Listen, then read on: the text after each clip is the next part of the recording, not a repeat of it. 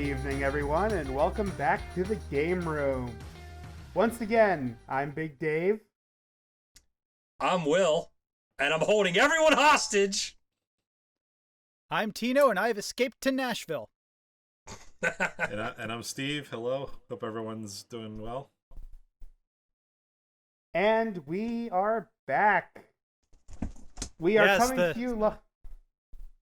Sorry. Go ahead. No, go ahead. Okay, we're just going to sit here telling everybody to just go ahead all night. That's a great podcast. Thanks. We're off to a great start. It's like when Meatwad got chopped in half and held the door open for himself. We will have an entire episode that's just a politeness war. Mark my I'm going to lose that so badly. Yeah. So, recording the day before Thanksgiving, so we're all hungry. It's Thanksgiving. I'm gonna come through that camera and kill you. We're gonna have a good time. The turkey. You know, I'm so glad I'm not on Facebook anymore, so I don't have to see you post that to my Facebook. You love that song every single day of November. I envy Steve because I should have done that to escape from that hell. But you know what? I'm the guy doing the topic this week. So I get to have my revenge. That's true, but before we get to that, I think it's important. So we have some fan emails here that I printed out, and I want to read off here. I don't believe you. I'm with Tino. This can't be real. Yeah, you had to have made these up. No, I swear I didn't. All right, so first. How many views did the first video get? How do we have fan emails? 47. Look, I spread the link around, and I may have been responsible for at least 20 of those views. Listen, so from Janice, who's all the way up in New York City, she writes, I'm confused. Why does Dave, the largest friend, simply not eat the other friends and acquire their powers? Dave, do you want to take this one? Oh, it's simple. I got their upgrades last game, but I lost them for this game. You Metroided yourself? Not myself, but yes. All right. So at some point, so because this is a different game, I have to eat different people to acquire different powers because the developers want to show off the new gameplay gimmick. And maybe at the end, if I beat the time trial, I'll get the powers from the last game, which are broken in this game. So you guys better hope I'm still shit at speedruns. So this one comes from Juan out in California, and Juan asks, "Not real." Look, Steve, I'm telling you, just relax. We'll get to you. Juan asks, so I know you guys said you've all been friends since college. What were you guys like back then, and how have you changed since then? Ooh, that's a good one. I've become a productive, responsible member of society, kinda. I feel like that applies to all of us, really. Kind of. I mean, yeah. All right, well, you should go next. All right, a question for me? Okay, hold on. No. You just asked how we changed differently. Oh. We have to go around. Everybody has to say. Oh, well, I mean... How were you back then, and how are you now? I was optimistic back then. Now you're a lawyer. Dark. That's dark. Yeah. I think it was my turn to bring down the mood. Yeah. Tino, what about you? I was a bright-eyed, bushy-tailed film student, and then I met film professors, and they destroyed my love of film. How did they do that, though? By showing me French New Wave stuff. I could tell you everything you never wanted to know about the mise-en-scène of third-wave feminist films from Paris, but I still don't know how to use a light meter. Thanks for the tuition. Oh, my God. He's right. Wow. Yeah. How am I different? How was I back then? I don't know. I guess I was cynical. I guess I still am. But, I used to be a physics student, and I have a degree in that, and I never used it. So now I work with computers. I mean, I have a film degree that I never use. Yeah. That's how I met Tino. Well, yeah. I met you in the anime club. Shit, you're right. We discussed this last episode. Have you already forgotten? We literally can't remember our origin stories. Yeah, Listen, well, that was a long time ago. So I'm gonna go throw this into context for you, Will, and I want you to feel you aged in real time as I say this. We met each other all 10 years ago. 12. Yeah, it was longer. Fuck you, It was like 13. 12. Yeah. Fuck you. So as this is all going on, here's a question for Steve. Uh-oh. It's Tim in Texas says, Steve's really funny. Why doesn't he speak up more? What do you mean, why don't I speak up more? These questions are fake as hell because you've never actually moved the pile of papers. Look, I have. I've been flipping them. Show us the text on them. You can't see it on the screen. It's all blurry. Look, I try to do something nice for you. Like, here, I'll read one right here. Hold on. Here we go. He's Here's an practicing email. his bullshitting for a court case. An email for Will. It says, Will's a jerk ass. Why is he on the podcast? That's a good question, guys. Why am I here? Except if Here- Will here's actually another did this bullshitting in court, he'd be fucking held in contempt. Here's a question for you. Why did you have to print them out when we all know that you can just read them on your computer, which I'm assuming you're at right now? Yes. Oh, I wanted the visual of the email. Was that like a papers. lawyer thing? You just Yes. like wanted to throw papers or like just show them? Yeah. Like a Look Phoenix how Wright cool kind this of is. feel? I'm flipping through He has pages, a vendetta against the and Amazon. there's many more. Okay.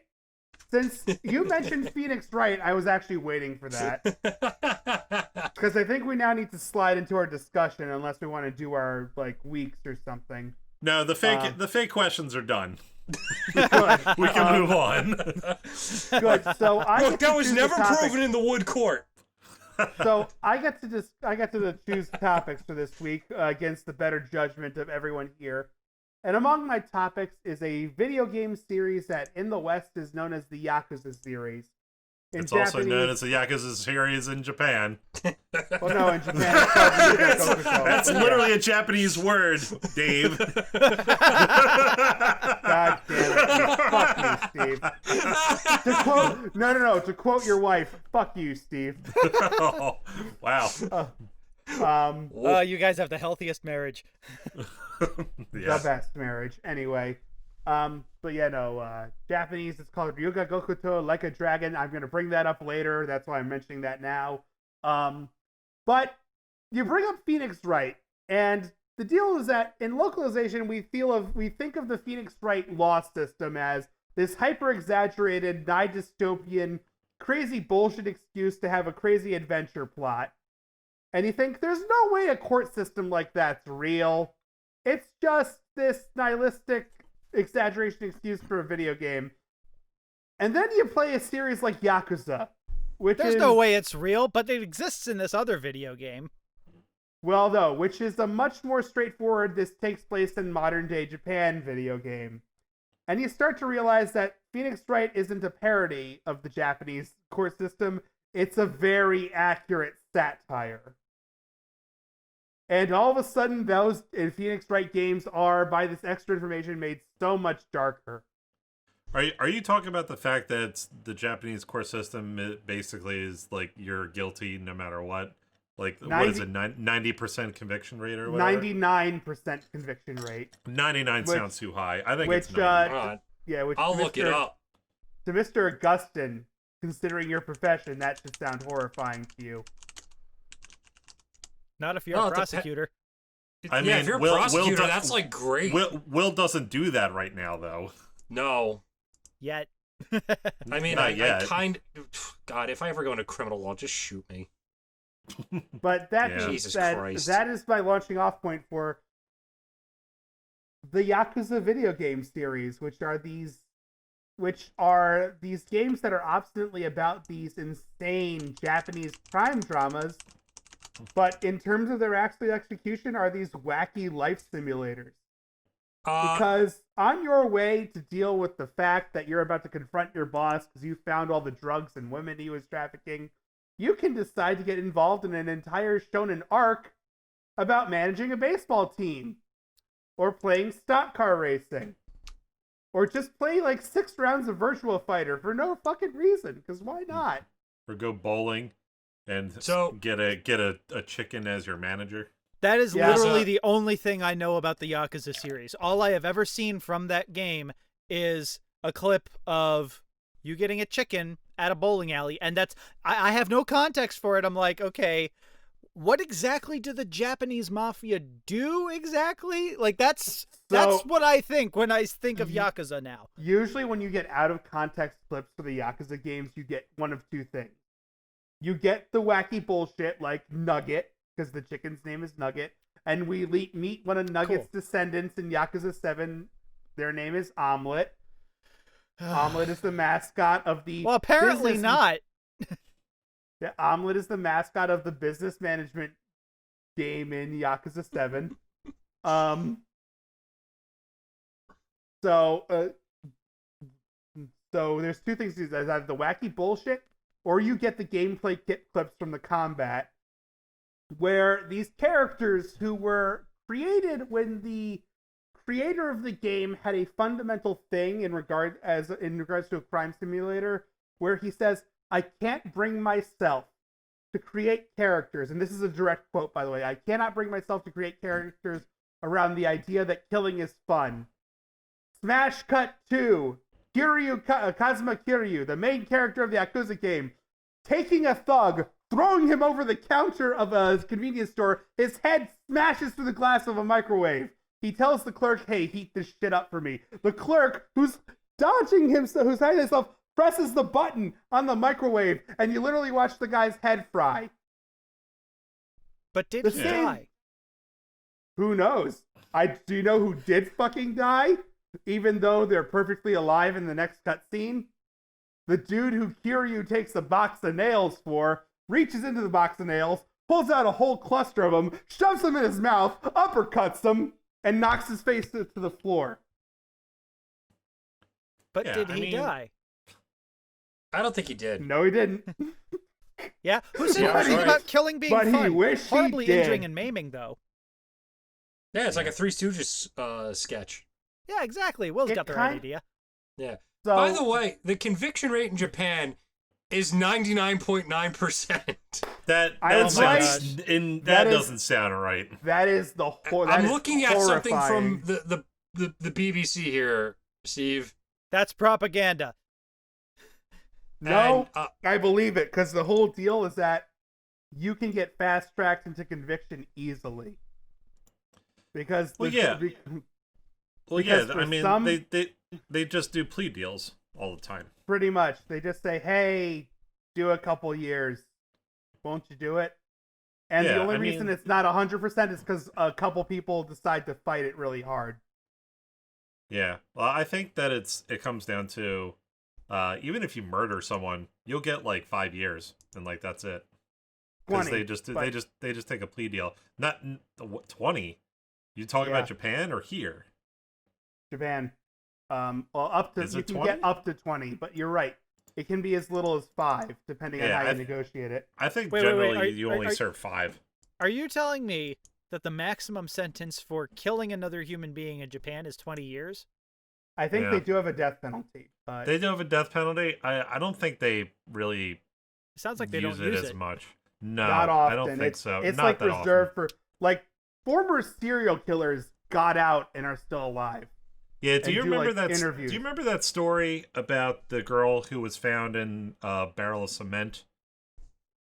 Oh God, yeah. Oh fuck. Yeah, I don't can't believe I've remember heard her that name. one. Japan girl found in cement.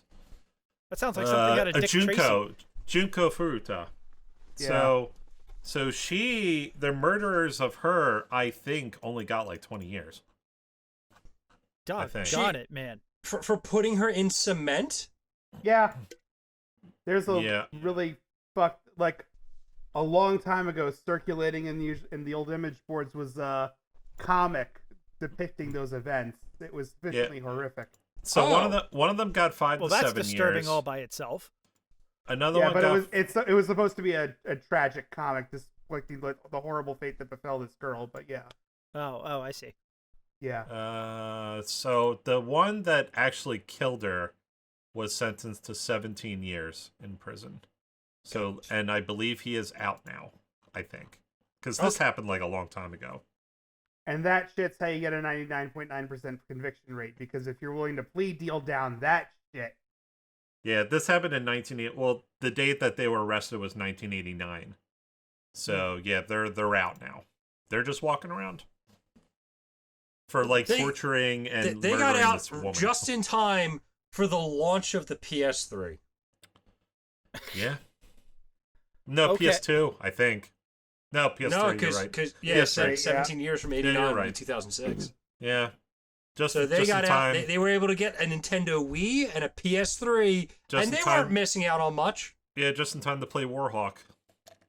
So that actually, I can tie that back into the topic we're discussing, because the way that most Yakuza games begin, your protagonist, a member of a local Yakuza family, goes to jail, usually for a crime they didn't commit.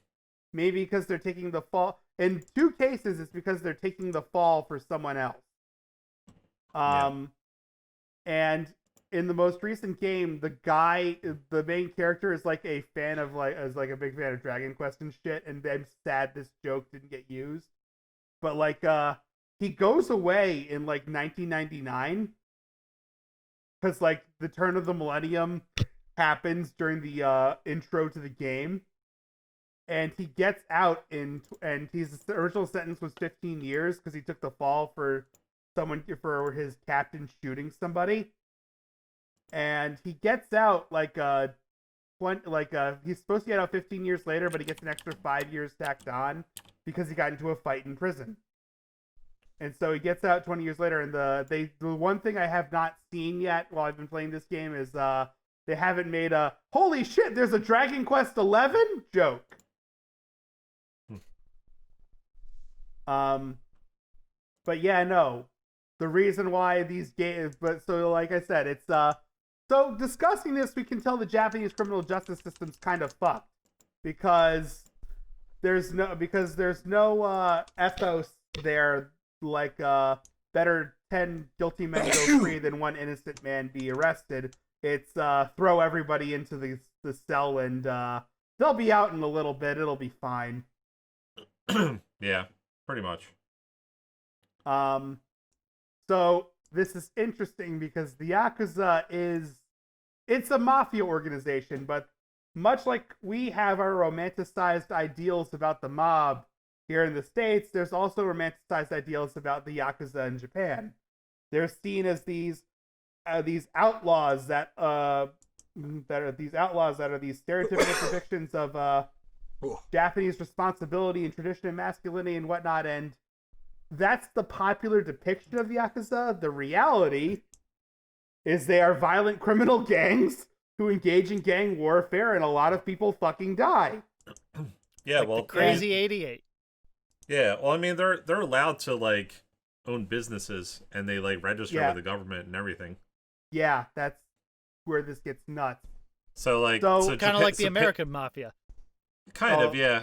Well, that's like a front shell corporations and stuff.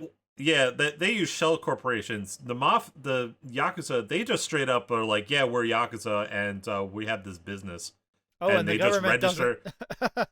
Government just they look the other way because they see it as a necessary evil more so than something that they need to actively try and stop. But I believe in recent years they've been cracking down more. Cracking hard on Yakuza, which is where the fact that they have the addresses of all their offices become useful. Yeah, they're like, oh, we know where you live.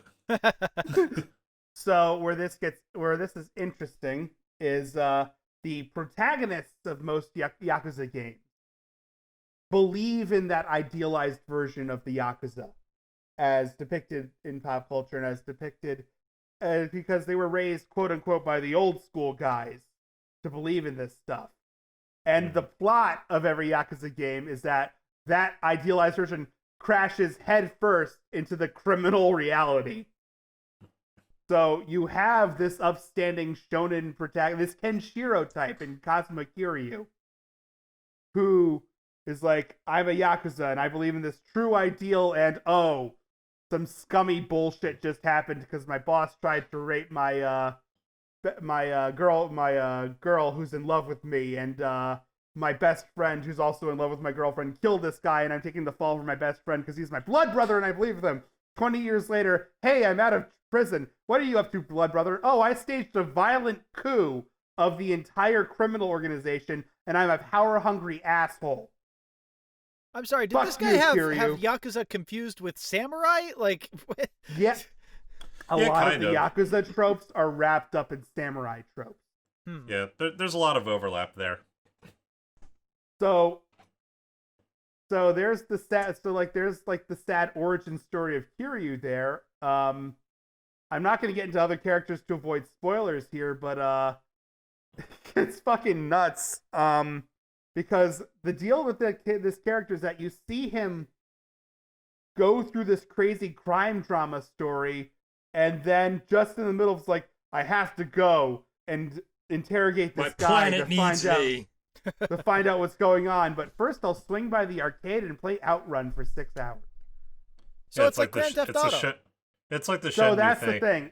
It's kind of like Grand Theft Auto was what it was compared to when it came out in the States. It is nothing like Grand Theft Auto. Yakuza's an RPG series. Yakuza, I would say, has Grand Theft Auto similarities. However, it's not nearly as open world as GTA is, and So more linear gameplay. Yeah, I would say I mean, not entirely. You can kind of go off the beaten path with side quests. There are and stuff side like that. quests. There are a lot of side quests, like a whole lot. What we'd say less is, so you know how GTA, you get an entire city? Yeah. Yakuza is limited to a single city block, but every store is open. Every building, not a city block. I would say like a prefecture. I would say, well, not a prefecture, like a Kamurocho's a neighborhood. Yeah, I know. Well, I'm saying it's that. So what? This is like a Shinjuku simulator or something? No, because this is a much seedier side of Tokyo. Yeah, not entirely. I don't really know all the parts of Tokyo, so I picked a name. So Kamurocho is the town that most Yakuza games take place in, is a fictional version of the Kabukicho neighborhood in Tokyo. Yeah, like that. It's mainly red light district simulation kind of thing. So yeah, right. Well, let me ask what may be a very dumb question, just because I've never played the Yakuza series. In the games, are there like warring factions of the Yakuza who like jockey for power, or is it something like GTA where not just Yakuza, but one of the main plots of the second Yakuza game is, holy shit, the Korean mafia is crazy. All right, so there's other groups that come in. Yeah, no. Holy shit, the Korean mafia is crazy, and they're attacking and wiping out a rival Yakuza group. They're Zergling rushing. Yeah, like no, not Zergling rushing. It's just the Yakuza may be brutal, but they have rules. In the game, the Jingwan mafia had no rules, and so they did some fuck shit. Those dumb Koreans. I think the majority of the Yakuza series is talking about warring Yakuza factions and the drama that goes on in between. But remember, the plot structure here we're talking is not Grand Theft Auto. We're talking like RPG plot structure. Okay. Yeah, So I would say so. Yeah. Yakuza is more in common with the Final Fantasy series than it does with GTA. All right. So underground criminal gangs, but everybody has great hair. And they are styling. I want to play the Yakuza game where the main character takes like this like girl to this balcony and he just goes ha ha ha ha ha ha ha ha. Yakuza 3.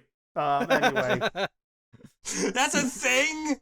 That doesn't happen, but the biggest romance subplot that Kiryu gets is in 3. You know, you had my hopes up when you said Yakuza 3. I'm just like, oh, I could go right there and get what I want. Because aren't they remaking 3 like an HD? So not just yet. What they did was they did a remaster, and they released. You could buy 3, 4, and 5, and they're gonna and they'll be and you'll get and they'll just release them as they come out, and you'll automatically get them. Okay. Yeah, I'll probably. But because 3 comes from the PS3 era, they didn't feel a need to remake it. They just felt the need to remaster it. 1 and 2 were PS2. That makes sense. That makes sense. But honestly, a good place if our listeners or any of you guys are interested in starting the series, there are a number of great starting points. Yakuza 0 is a good place to start. That's on the PS4. It is a prequel. It's an interesting point because while it takes elements from later games, it does set up who these characters are and shows you how they got to the places they are. There was a remake of the first game called Yakuza Kiwami, which also on PS4. Also on PC. PS4. It showed how weak Yakuza 1 is compared to the rest of the series, but it's pretty good. There's I played part of Kiwami, and the characters are interesting.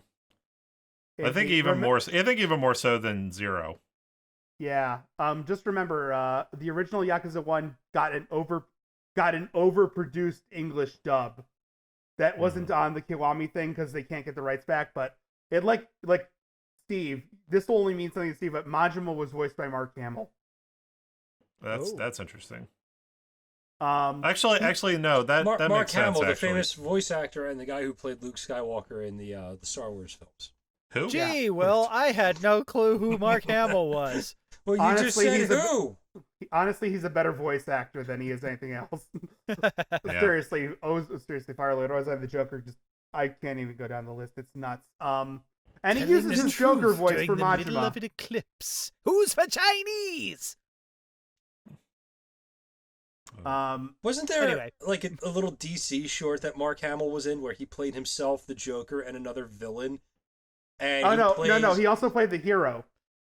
No. But there's one where he plays the Joker and the villain of that short. Yeah, the trickster. Yeah, because those are both. And he voices the hero in that, who is Swamp Thing.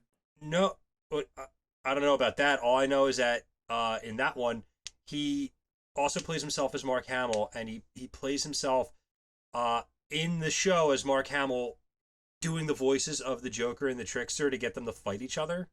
Yeah, no, he does that, but the entire point of that short was that he was voiced every character in the short. No, I didn't know that. So who does he voice in Yakuza then? Like he's Mr. Big voice actor dude.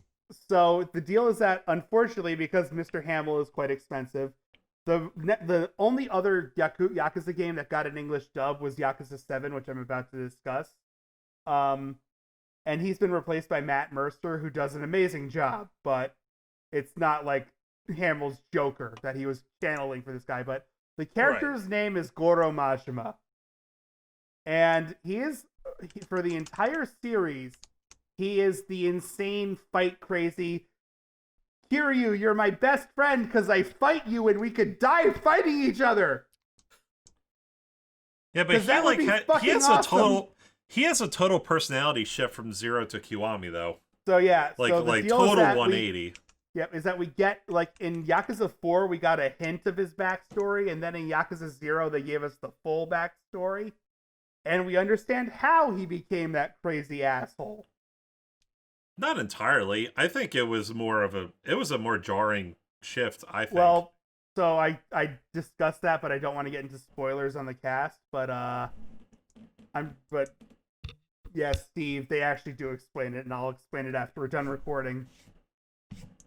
Because it is easy to miss, but it's so basic, it's kind of stupid, but it's also kind of brilliant because it makes everything that much sadder. But the thing is, this brings me to there's two other starting points I want to discuss. One is a spin-off game called Judgement, which is set in the same universe as Yakuza. It's set in the same town, but you're not playing as Yakuza. You're playing as a private detective who's an ex-defense lawyer who gave up lawyering after it turns out one of his clients who he got off turned it out to be a horrible murderer, or so he believes.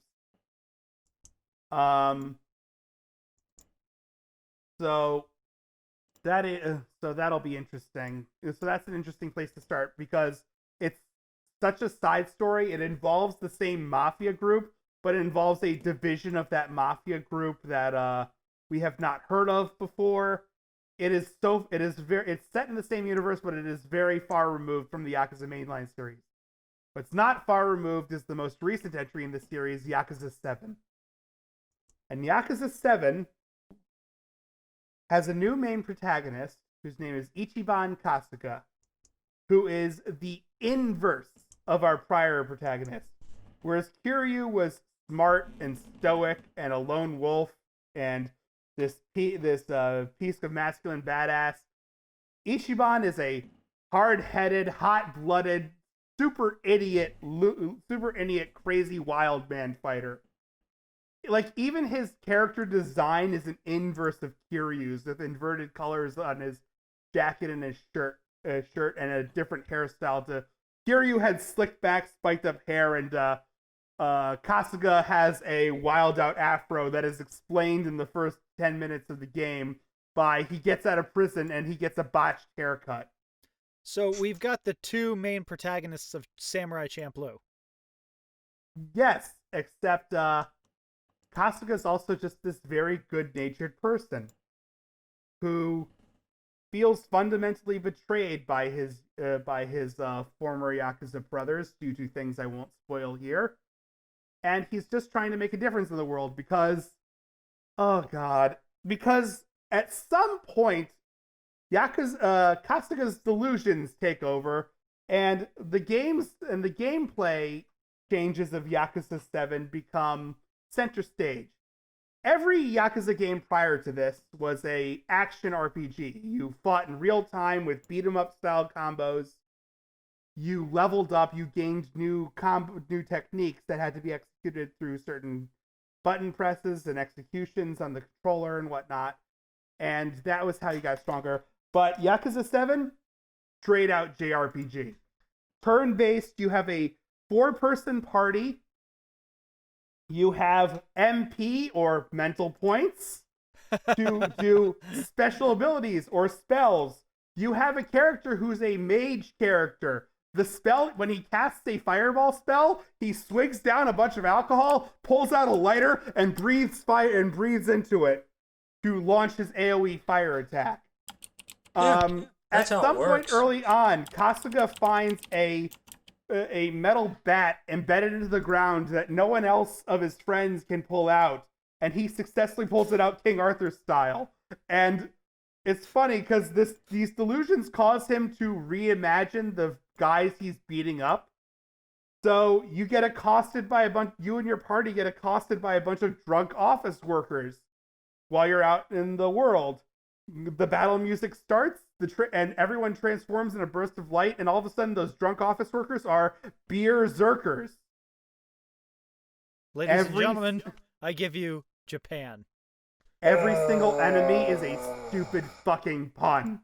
And it gets worse because at some point you encounter, hey Will, you want to tie back your Professor Oak conspiracy to this bullshit?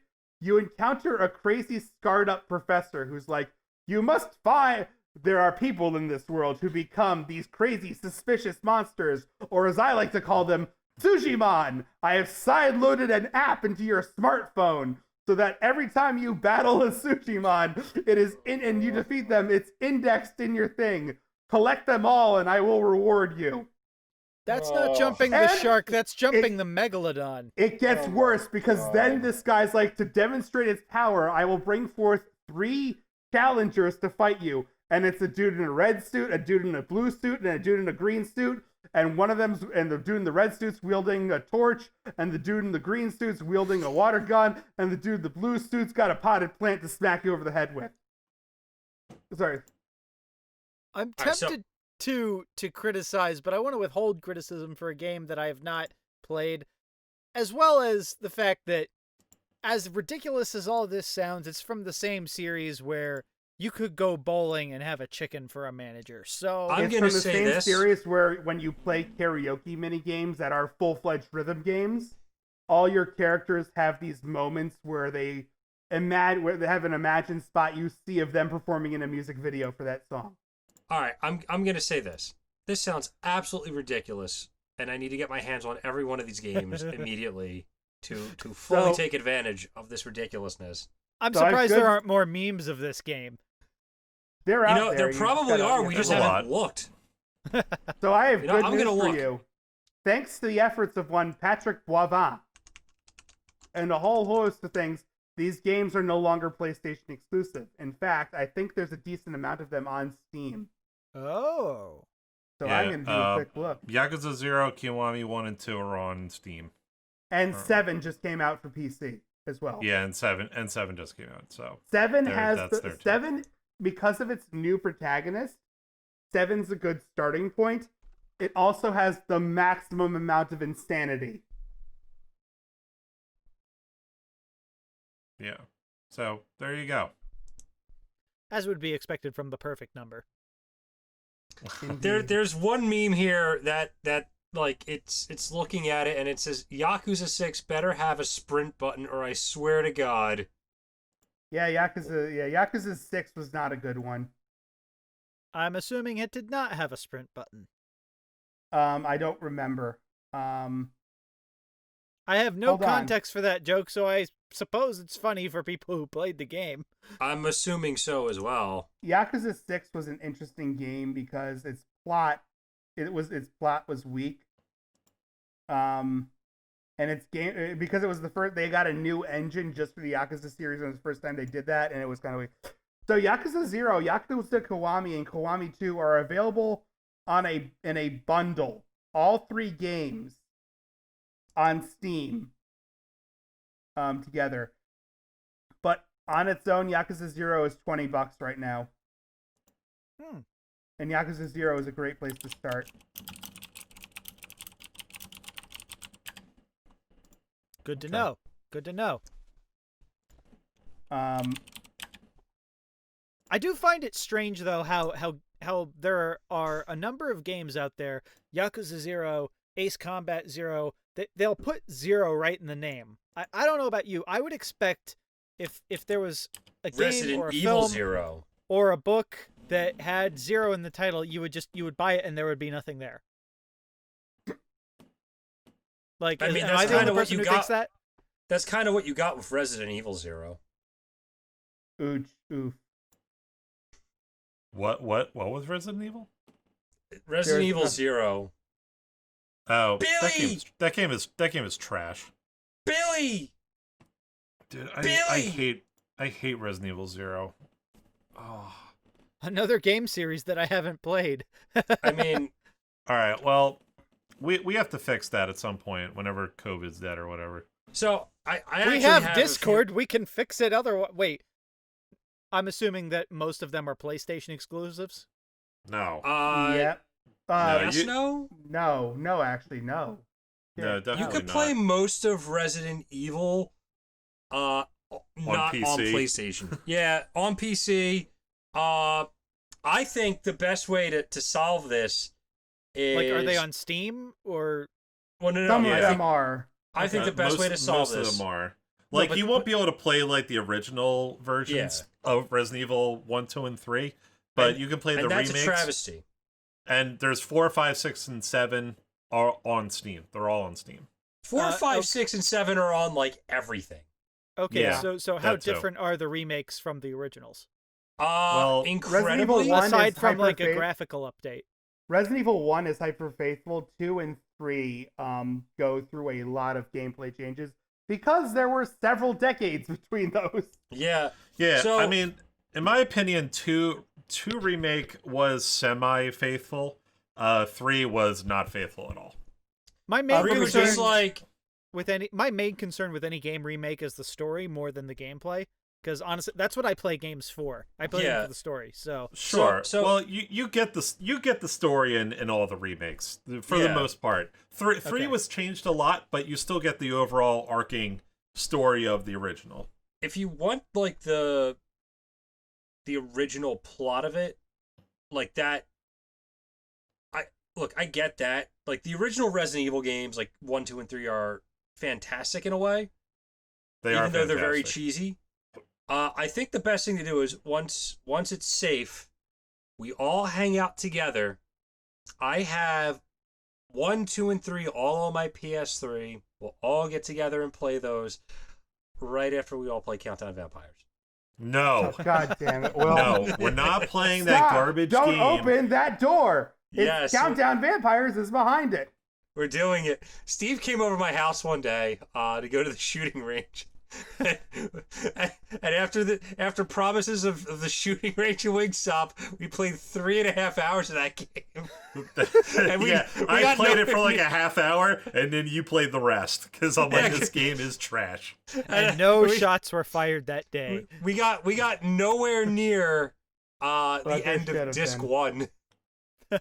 Yeah, I was surprised to learn that there was more than one disc. I thought we were almost done by the time I left. In fairness, by the time you learned that there was more than one disc, that was on I also learned there was more than one disc. Even though you had the game. Yes. Look, do you think I really spent a lot of time looking it over? I'm just like, ooh.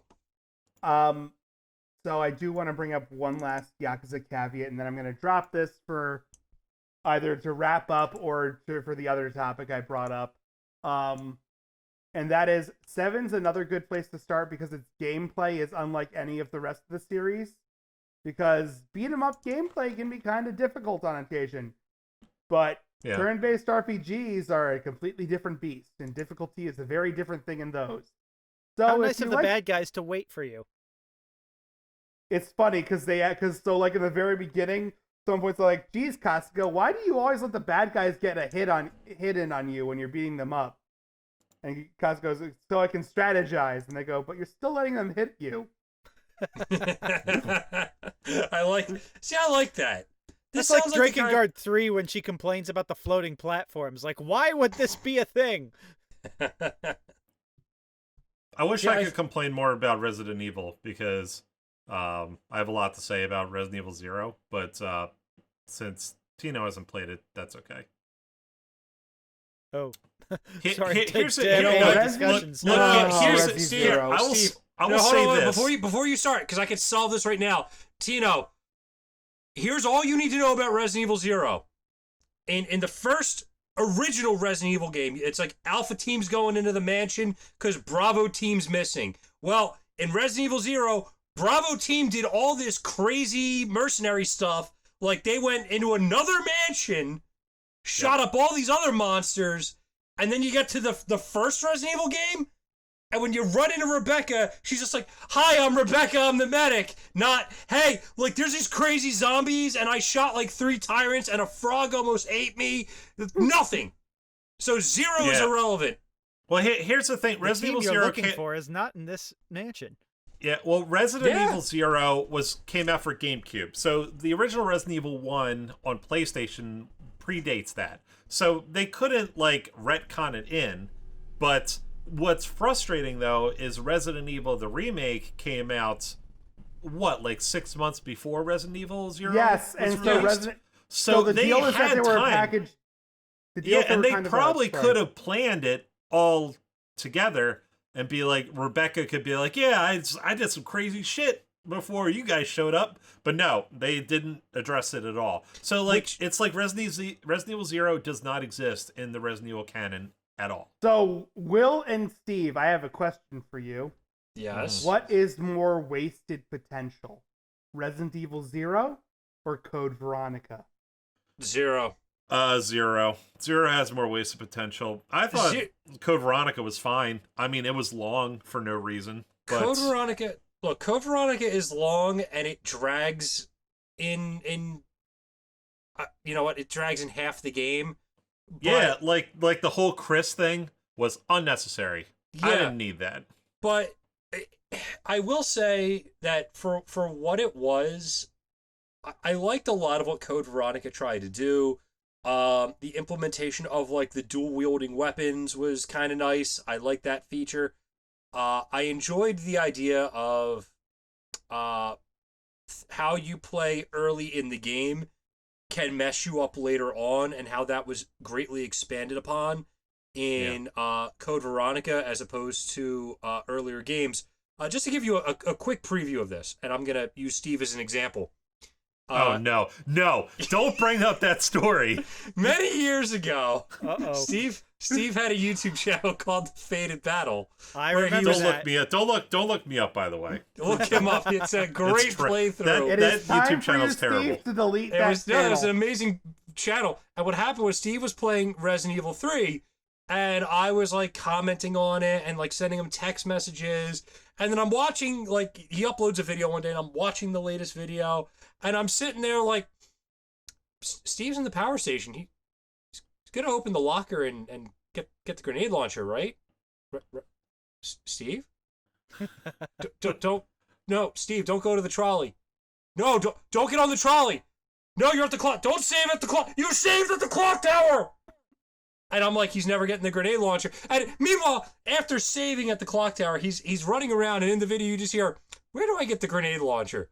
I think I'm gonna ask Will. He knows. I'm like, oh no. So, but that was an example of you miss an item and then you don't have it for the rest of the game. Code Veronica is you have to do specific things. Like, there's an item you pick up. You don't miss it. You get it. You get a fire extinguisher. And then Claire can very easily put it in this drop box and never remember it. And if she does that, then Chris never gets a Magnum, which he needs in the later part of the game, especially when he has to fight Alexia. But that's something that I kind of liked, is how you play the game could influence future events. Not just, oh, I didn't know that the weapon was in this locker and I didn't get it. It's, oh, make sure you put the fire extinguisher in the thing that refuels it, so that you have it later on to use at a vital area. To be fair, I will say this. You can still beat the game with the Magnum in Resident Evil 3. It's just that the grenade launcher is easier than the Magnum when it comes to fighting the Nemesis. Well, yeah, because you get the freeze rounds, which like slow him down immensely, and then you could just, knock him around. Yeah, it just the clock tower fight ends up being harder. That, and also it helps by giving you a lot more ammunition. Yeah. So my question is, what should be the next game that gets remade? Because Resident Evil 4 would kind of be stupid to remake, considering how great that game is already. They already announced that they're remaking it, though. I know, and I'm trying to pretend that didn't happen. Because I don't think they need to remake any other games. I don't think so. Code Veronica is not necessary. And 4 is already good enough. I'd like to see a Code Veronica remake. I'm going to push back a little here. I think just because of what you could do with that game. Like, it's almost like, when people ask the question, like, why doesn't Hollywood take mediocre movies or terrible movies and remake them? Code Veronica's fine. It's not the best, but it's fine. But I feel like they could remake it and make it a lot more serviceable. Like, I think it's an okay game that could be great. I think it's a little too disconnected from what the remakes we have now. I don't think they could make a cohesive tie-in with the remakes. Oh, I just remembered an alternate topic I had to discuss. Since we just brought up Code Veronica, and you reminded me of it, Will. Oh God! Tell me, what do you know of Allison Court's career? I know she was on the big comfy couch. Do you know? Do you remember that? So yeah. No, you know what? Who are I'll you say talking this. about? You don't know that she was on the big comfy couch? It's a Canadian children's show where she played a clown who lived in Clown Town, and there was and everywhere everyone's a clown. And this is important because when a couple of years ago when there were those clown sightings, a Canadian sketch comedy show got Allison Court back in character as her main character to be like, hey, clowns aren't that scary. And she's a voice actress in Resident Evil now. Well, she was. Or she was. I think she might still be. There Did are they got- zombies did it- in I this thought it was- couch. She was Claire in Resident Evil 2 and Code Veronica, and then she reprised her role in Dark Side Chronicles and Operation Raccoon City, and that's it. So she wasn't. So yeah, because the philosophy of the remakes is new everything. Oh, and she did some voiceover work for Outbreak and Outbreak File 2. Yeah. So there you go. Yeah. So it's interesting because Claire Redfield spent her childhood in Clown Town Yeah, that's very weird. on the big comfy couch. The big couch. comfy couch. From 1992 to 2002. Oh, Yeah, no, that's literally what she. That is so. That's funny because a lot of people know for Resident Evil, but what she's actually famous for is the big comfy couch.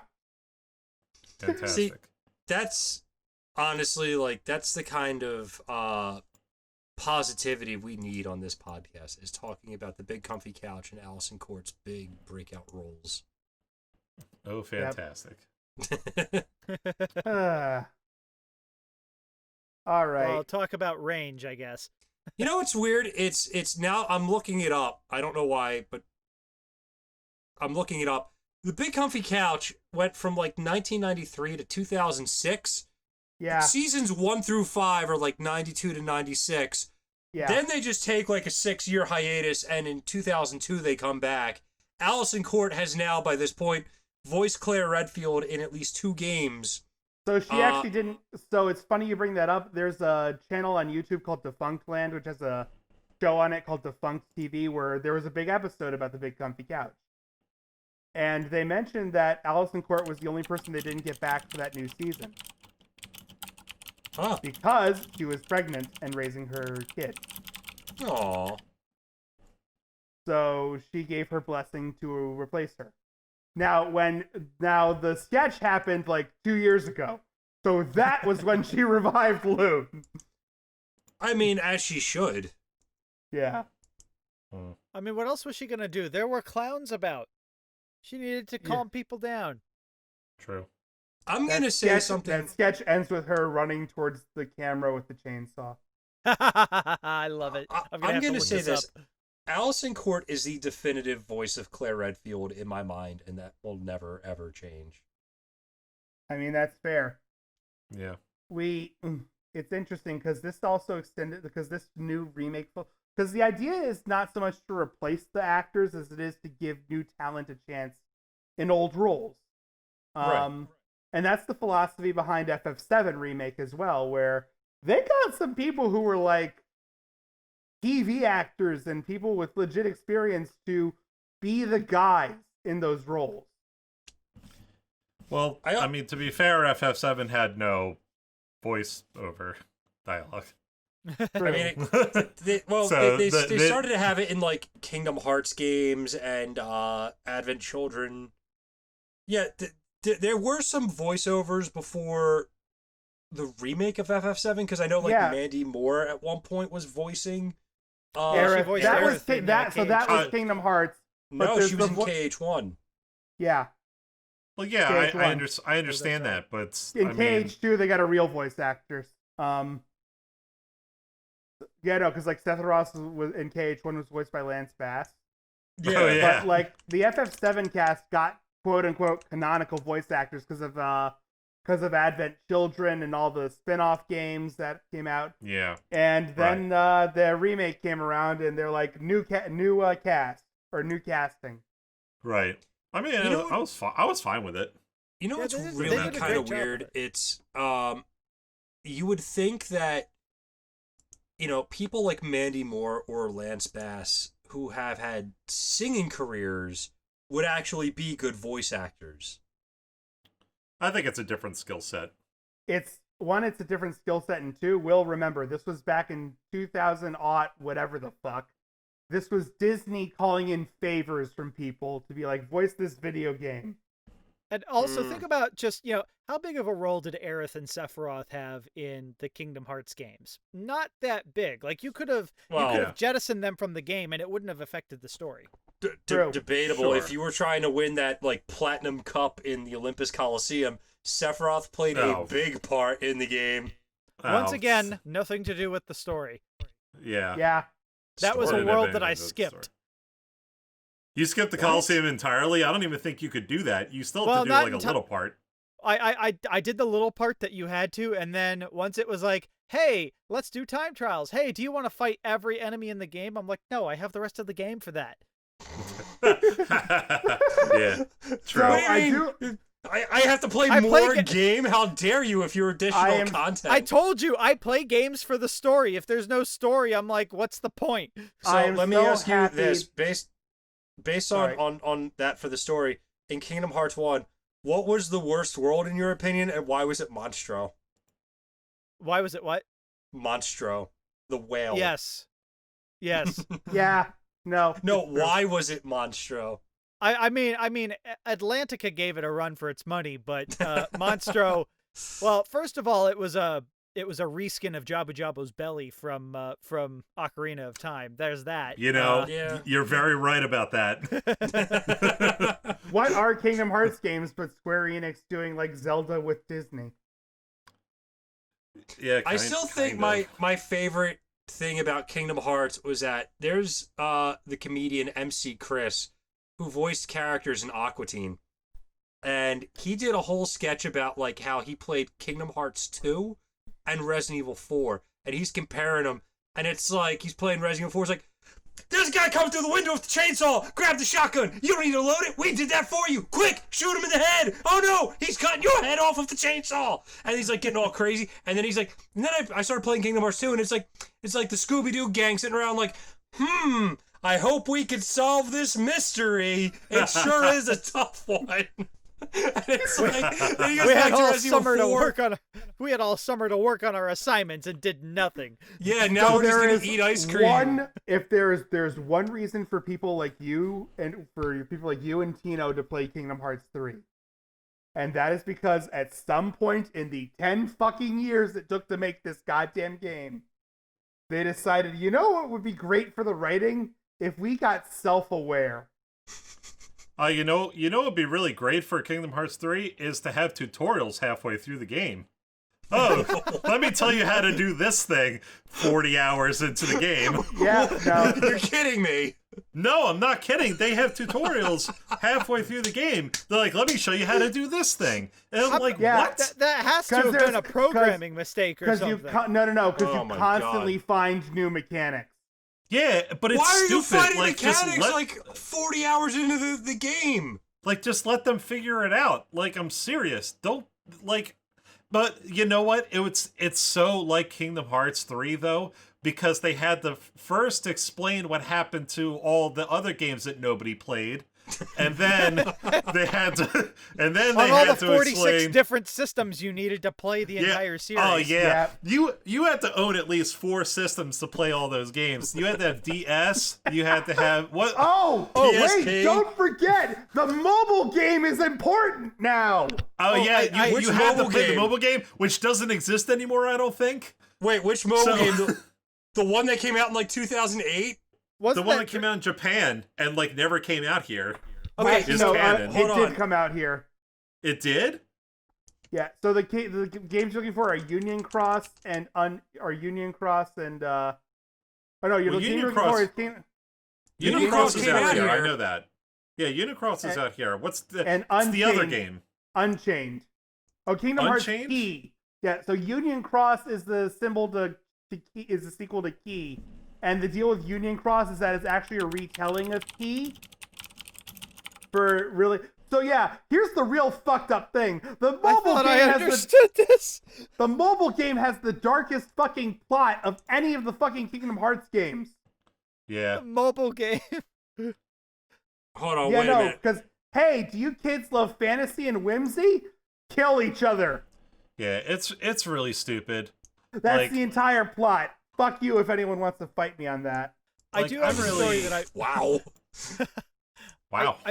I do have a story that I want to tell about Kingdom Hearts Chain of Memories when it was originally just still for the DS. So a bunch of my friends in high school GBA, but yeah. It was for Game Boy Advance. Oh, Game Boy Advance? Okay. Yeah. A bunch of my friends in high school were all into Kingdom Hearts 1, which is part of why I got into anime. And then we played Kingdom Hearts 2. And I was like, I'm confused. There's a lot of stuff that happened, but it's not being explained. Then I realized, oh wait, there was this other game. So I was like, all right, I want to understand what's going on. Of course, I didn't have a Game Boy Advance, so I was like, how do I do this? So I got an emulator for Game Boy Advance, but it wouldn't accept keyboard and mouse input. So I was like, okay, what do I do? What do I do? I had a flight simulator joystick. I programmed all the different Game Boy Advance buttons into this flight simulator joystick, and I was trying to play Chain of Memories with a flight simulator joystick, and eventually I was like, nah, you know what? I think I'm just gonna stay confused. My wrist can't take it anymore. So real quick, Will, the thing you just posted is not that. Okay, so I'm gonna just mention that briefly. I posted in our little chat server here a video from a Kingdom Hearts mobile game that came out in like 2006, 2007, somewhere around there. Yeah, it's not that one, but that plays a different part in the story. All I know is that I saw that on like the cell phone store in like 2006. I had one of those little flip phones. I wasn't, working with like a smartphone or anything. And I bought this thing for like $10 off the store. And then, of course, like my parents come to me, it's like, hey, what's this $10 charge on the bill? And I'm like, oh, yeah, I clicked on that by accident, even though you had to go through like 8 screens to get to it.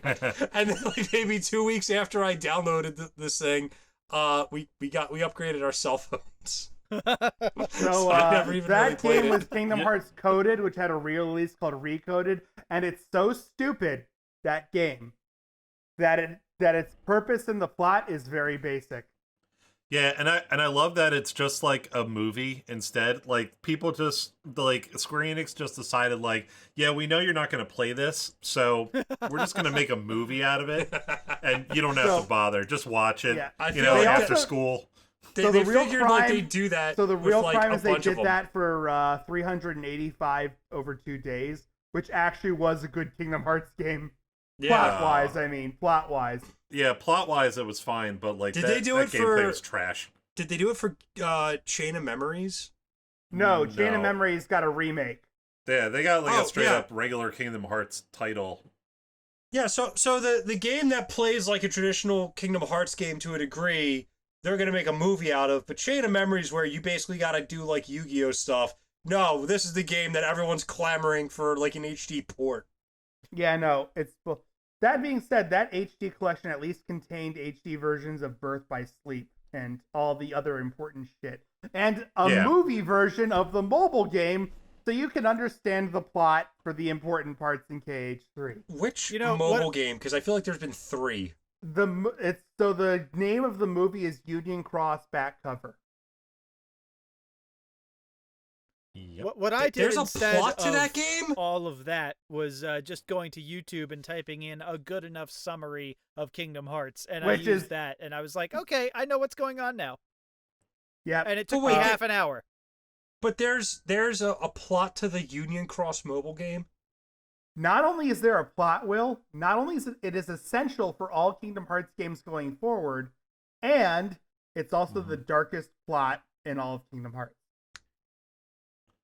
All right, and on that, I need to get alcohol in my system, so I will end by saying, December was Christmas, January was New Year's, April was Easter, and the 4th of July.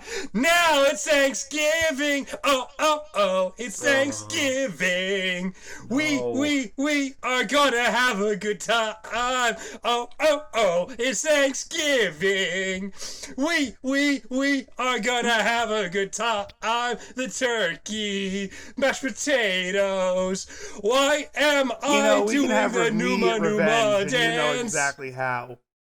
Hey Tino, I'm a bikey man from a bikey gang, living in a crack den making crack.